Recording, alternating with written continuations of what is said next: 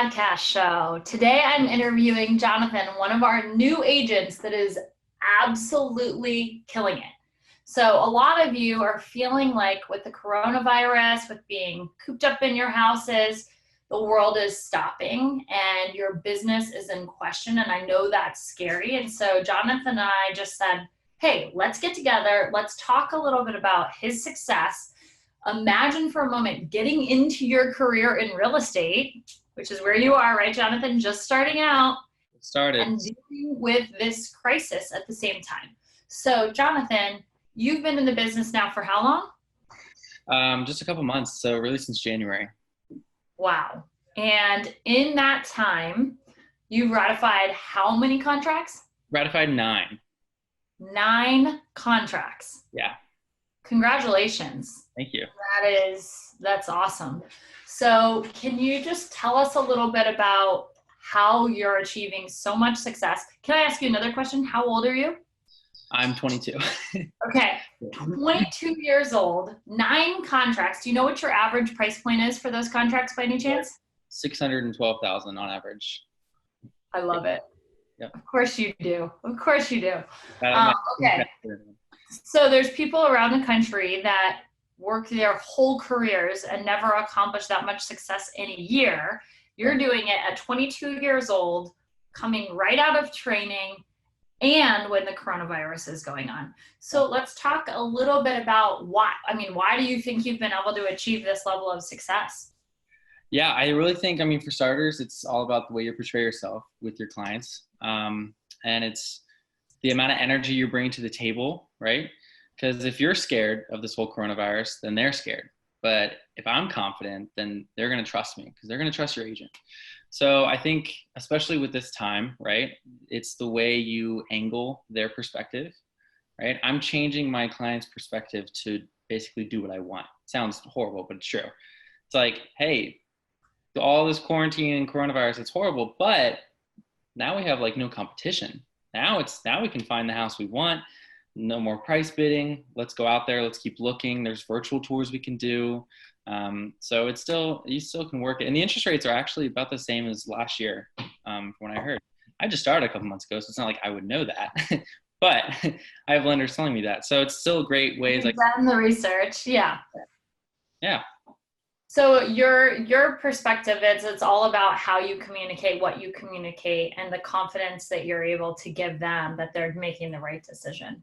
Exactly. Yeah. And when one of my clients say, hey, I'm really nervous about the quarantine, instead of shutting them down, it's acknowledge that, say, I totally understand. I totally get you could be scared. I totally get you could be nervous, and then provide the solution. But hey, people are still ratifying deals. We can still make it happen. The interest rates are great. The market is so strong in the housing side, and there's less competition. So let's take advantage of that, and let's go look at a place tonight. Let's go. So you just kind of hold their hand through this and still go close a few more. So I love that you pointed out, acknowledge where they're coming from, because where they're coming from is valid, right? But there are advantages to proceeding. And in our market, I'm not personally, I'm not imagining that the market is going to tank. I don't think that's going to happen. And so I could give them a lot of reassurance, and I know you're doing that as well. So let's talk about this now. The 9 deals that you've done, what are the lead sources? How did you meet those clients? How did that happen? Yeah. So of the 9, 2 of them were my own SOI, just sphere of influence. 3 of them I met actually at open house, and 3 of them, I think now 4 actually, 4 of them were booked from our inside sales team. Okay. So yeah, but as far as what's crazy is I was actually just before the call, I was looking at I have a whole income calculator and on an Excel sheet showing my average price point, how much we're making here. And what's crazy is I've actually made over, of the 3 open house deals, the average home value for those 3 is over right around $920,000. So it's the open house, those are the leads that I want because they're not only the strongest most of the times, but they're usually their higher price points. So, and in that case, it's kind of like you have the 30 seconds in your elevator pitch with the open house, and it's showing them that I'm knowledgeable, I'm likable, so you can build rapport, and I'm trustworthy, you can trust me. And it's funny because, you're trusting some 22-year-old kid with $1 million property who's been in the game for 2 months. They don't know that unless they ask, but yeah, so it's been going well. So I'm really glad you brought this up, right? Because I think that the majority of agents think open houses are a waste of time. And something that I've put out ads on this, I'm like, come on, real estate coaches, because they want to have real estate agents like them, right? They start saying, oh, you don't need to do open houses. They're a waste of time.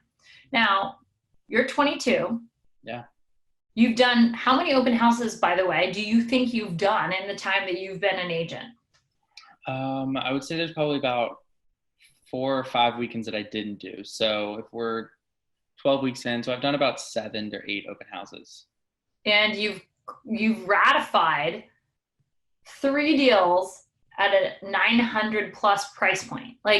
That blows my mind. And so for people that are thinking, oh, I can't do this, it's not working for me, you're interacting with opportunity if you're putting yourself at the open house, because those people are motivated enough to get in their car, to drive down the street, to park, to go to a house, to see it. Whenever people say to me, yeah, but the people at open houses, they're just looking, they're not that motivated. I'm like, wow, you just suck.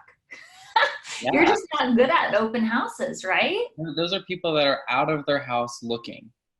People, okay, you might have the 1% of people who are who thoroughly enjoy looking at homes and different kitchens and really aren't looking for a house. But if they're out of their house, out of their car, looking at homes, deep down inside, they are looking to buy. So they are definitely strong leads. And even to put it in perspective, I totally have heard other agents be like, I don't want to do the open house. It's, it's a 2 hours on a Sunday. I totally get that, right? It's your Sunday or a Saturday, depending on the open house. But of the 7 to 8 open houses, I've ratified the 3, but I would say I have about 3 really solid buyers that will probably end up ratifying the month of April, worst case May, but most likely April, all $1 million leads. So it's of the 7 or 8 open houses, I've got about 6 to 7 leads.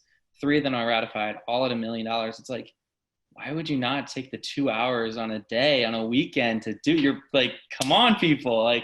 It's just it's crazy to me, but it's been going great. It really is though as well. It's doing the open house, but then it's, you got to understand where they're coming from. These people, if they're doing open houses on the weekend, they're doing 5 to 6 open houses. They don't, it's relating with them and saying, oh, hey, how long you been looking for? Oh, 6 months, man, that's a long time. You've been playing the game for a while. And it's just getting to know where they're coming from in the open house and then expressing that really. So, yeah. Well, and knowing how to solve their problem in a unique way that other agents are not going to be able to show them that they can solve the problem in the same way, right? So for us, we're really huge on off-market opportunities, right? Exactly. And every agent, you have to figure out, okay, what does the buyer want, right? And ultimately, the buyer just wants a home. So when you can solve their problem better than anyone else, they feel a lot of confidence there. And that leads them to choose a 22-year-old person that doesn't have a lot of experience, which I don't think you present like you're 22. I brought it up because everyone has their own internal reason that they think they can't succeed, right? And you could have that be yours. You could be like, well, I'm only 22 and I don't have experience. Sure. And I hear people make excuses every day. Oh, I don't have experience, or this person has more experience than me. When you're building rapport with people, they're not asking you about your experience, are they? No, they bypass that, because when I start talking and I'm telling them about our off markets and, other deals I've done, or they're not questioning my knowledge of the market because I'm telling them right then and there. I'm not giving them a reason to ask. Well, exactly. How many deals have you done? Or how old are you? It's if anything, some of the clients that I'm working with, but more that I've actually closed, because I end up bringing it up at closing, and they find out my age, their mind is blown because they're like, wait, what? And I'm like, yeah, sorry. Just graduated college a year ago. Thanks for trusting me though. Appreciate it. Let me know if you have any friends.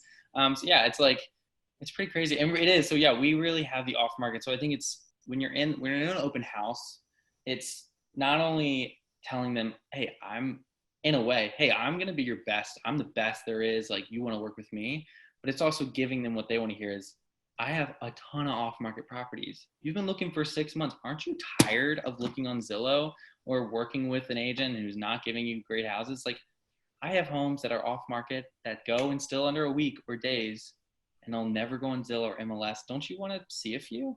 And they'll be like, yeah. And I'd be like, okay, cool. Let me just confirm your email here. Let me get some details. Why don't we sit down this week too? Oh, cool. Wednesday? Great. It's like, it's a conversation. I think some people also then get scared or get robotic, and they like start having to remember like a script in their head. And remember, it's conversational. It's relating to them, understanding their pain points, and then just presenting it forward. Yeah. Presenting the solution. Yeah, totally. And getting their commitment. So when you think about the training that you went through, like, there's a million, you see agents everywhere, all around us, that are doing, you know, if they're like setting the world on fire at their brokerage, they're doing one a month, right? The average agent is doing 5, 6 at most in a year, average, right? What do you think, what about the training set you apart from other people and like helped you to really understand how to present, how to go about the steps? Yeah, I'm going to go against what I literally just said, is the script, right? We learned in our training so much about a script, in the sense of, that's how we've learned, right? Is here's what you say in this situation, this situation, this situation. Like, it helps me prepare for every situation. And then, yes, like, I know the words to say, but then I'm going to say it in my own way. That makes sense, right? Like, it's my personality, right? Or I'm going to put it in a perspective, right? I'm going to say it in a way that's going to relate to them, but it's still getting the point across from the scripts we've learned. So if we didn't have like the training that helps prepare us how to pitch off markets, how to pitch ourselves, right? I've had people look at me and say, why should I use you though? Or why should I use Keri Shull team? And it's, okay, well, not only it's the off markets, but hey, it's our team. We're set up differently. But those scripts help prepare you in those situations where I think maybe other agents would just really not know what to say unless they've had the experience of being asked it. So training in general just helps you in any situation you can think of, and then just go out there and have fun with it. Well, and if you ask the average agent, oh, why should I hire you? They feel it's confrontational almost, or like, oh, this person's not nice, or like, they, instead of expecting that's what they're thinking. So you have to pretend they're asking you that, even if they don't say those words, they're still asking it in their mind, right? So I think what's cool about what you said is knowing the script and like planning for the objection, so you know how to counter them when the objection comes. That's, you're anticipating the objection before they even say it, right? Yeah. And then how you say it with confidence in your own words is just practice, right? Yeah. That's all it is. So yeah. And I was gonna say as well, it's like when I'm actually now in real life situations from the trainings, and it's like we practice all these objections. Now when it happens in real life, I like consent. I know what answer these people are about to say. And I'm like antsy, like I'm getting antsy just to like fire back at them. So you're wanting to answer the objection. I'm like, oh, I know what I'm about to say. Keep going, like I'm ready. And it's like, and then when they're done, I'm like, words are mile, like you already can tell by now, like I talk way too fast. And if anything, that probably just helps the scenario of, I'm not over here like, oh, let me think about that. Like, I'm not really sure about your question. No, I got the answer for you. I'm ready to go. Look, the process is gonna be okay. You can trust me. Yeah. So it's cool. And it works. It works. So what would your advice be to someone out there who didn't have your training, that's struggling, whether they're whatever market they're in, like just if they're trying to have a lot of success and they're looking for the steps, they're looking for an answer, what would you encourage them to do? Well, I would, help find training on that. Or I would also say as well, as the biggest thing at the end of the day is, I feel like it's just, I'm a broken record. I'm saying this over and over again. It's just relating to them, right? This is going to be their biggest financial purchase, at least for the first 10, 15, 20 years, but it is. So it's like, this is a very stressful period for them. and it could be transitional. People could be getting married. So there's, relationships that get into it. You're going to sit down, you're going to know all their finances. You're going to get very close with these people. So you got to relate to them and just be personable and be understanding. I kind of joke now that, half the job I think is actually also like emotional counseling with people. Uh-huh. I don't know how many times I've had phone calls where they'll call me at like 11 o'clock at night and be like, what are we doing? And I'm like, it's okay. Like, I get it. It's going to be okay. Like, we have ways out still. Just reassuring them, like, you're not stuck under some contract. Like, I'm here for this. If we need to get a way out, we have a way out. So yeah, just really relating to them, being emotional and personable to them, because that's what they want. They don't want someone. They totally do. And they do need someone. I always say this when people say, oh, is the real estate job going to go away? Like, are there going to be no real estate agents? Blah, blah, blah, blah. I'm like, okay, no way. Because people cannot handle the emotional stress that they're under without having someone. And there's tons of agents that don't even go into those details. But I completely agree with you. Like, your ultimate service to people, and the reason they will refer you and become raving fans is because you step up in their lives and become somebody that's there. Like, I've had clients call me years later when they get in a fight with their significant other, and they're like, you're the only one who knows us well enough to know what I should do. Like, we're stuck. Like, those kind of things make me so happy. Or, hey, we had this financial situation happen. Like, everything about our finances. What should we do? 5 years after they've bought a home, right? Like, they trust you to advocate for them, not only with the purchase, but just because you care about them and they matter to you, right? So I think your approach is going to look at where you are today and fast forward with the momentum you're creating with all the referrals you can get from treating your clients this way. Like, it's going to be mind-blowing. In a year, we're going to come back and do another interview. So I obviously am super impressed with you, Jonathan. I feel like you add so much value to your clients, and all the agents that are out there that are feeling a little down. I think that they'll appreciate hearing from you too. So if they can't do open houses, which has been a big lead source, can you talk to them about some of your success with calls as well? Yeah.